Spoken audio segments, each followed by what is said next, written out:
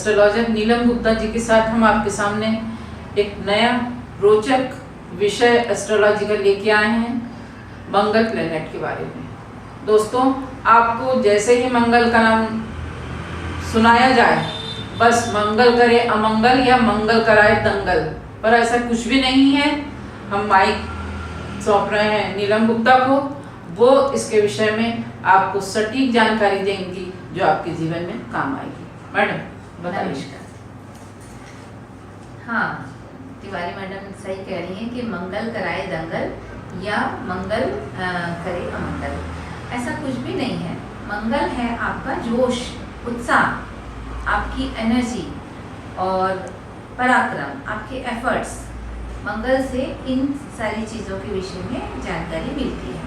मंगल छोटे भाई बहन का कारक भी है, तो मंगल बहुत शुभ होता है। यद्यपि कि मंगल को पाप ग्रह की श्रेणी में रखा गया है, लेकिन जब हम आगे और डीप में पढ़ते हैं तो हम देखते हैं कि कोई भी ग्रह खराब नहीं है, कोई भी ग्रह अच्छा नहीं है। तो कहीं ना कहीं मंगल के अंदर भी बहुत शुद्धता होती है। मंगल है हमारे शरीर का ब्लड, रक्त। मंगल है हमारा मस्कुलरिटी, मसल्स, मसल पावर। इसीलिए देखिए कि अगर किसी का मंगल अच्छा है, जातक बहुत बलिष्ठ होता है, बलवान होता है, वीर होता है, साहसी होता है, एफर्ट लेने वाला, तुरंत डिसीजन करने वाला, तुरंत काम करने वाला। तो मंगल एक ऐसा प्लैनेट है कि बिना मंगल के कोई काम नहीं हो सकता।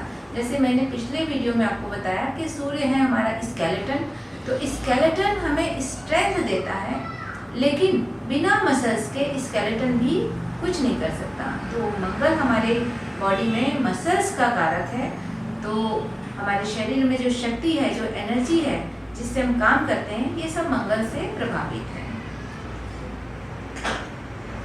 आप ये बताइए कि मंगल को मांगलिक दोष से भी जोड़ा जाता है, तो किन भावों में मंगल की स्थिति मांगलिक बनाती है और विवाह में अड़चन और लड़ाई झगड़ों का कारण बनती है, ऐसा सुना गया है जी। उस पर प्रकाश डालिए जी।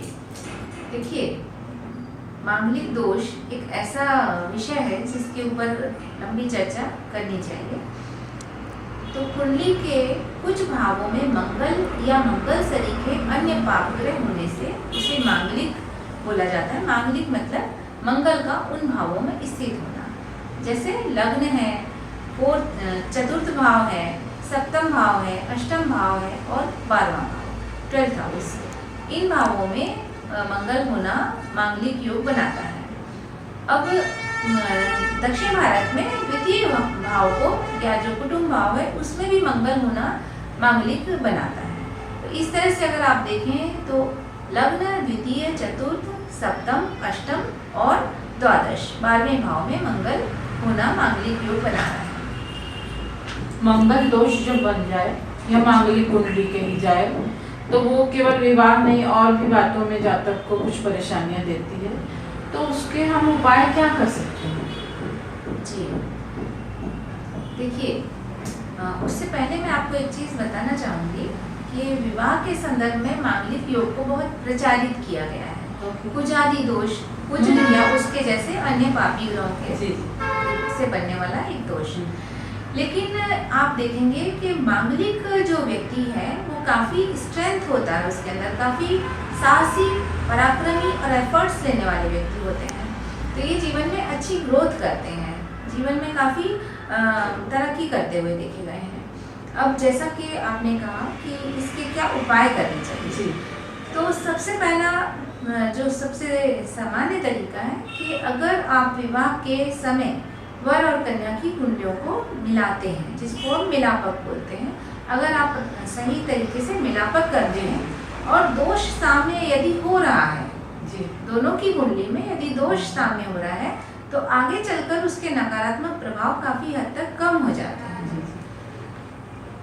जहाँ पर दोष साम्य हो रहा है तो बहुत अच्छा है, यदि नहीं हो रहा है तो क्योंकि ये तो एनर्जी है, इन ग्रहों की एक एनर्जी होती है जो उनके जीवन में कुछ पहलू को कहीं ना कहीं प्रभावित करती है, तो उसको आप सामान्य उपायों से भी आप उसको सही कर सकते हैं, ठीक करना चाहिए। क्योंकि अगर लग्न में मंगल बैठा है तो जातक के अंदर एक ऊर्जा है, एक उत्साह है, उसको उस ऊर्जा का, उस उत्साह का वो सही दिशा देनी चाहिए, जिससे वो एनर्जी उसकी यूटिलाइज हो। यदि नहीं होगी यूटिलाइज तो कहीं न कहीं उसके जीवन में वो प्रभाव डालेगी। तो देखा आपने कि कितने सरल ढंग से, कितनी सरल भाषा में एक लोक में जो सामान्य व्यवहार में हम सब कुछ कर पाएं और जीवन को सरल बना पाएं, एस्ट्रोलॉजी ऐसी ही है। और ऐसा ही मैडम हमको भी बताया है और आपको भी बताएंगे। जय हिंद। नमस्कार मैडम, धन्यवाद आपका।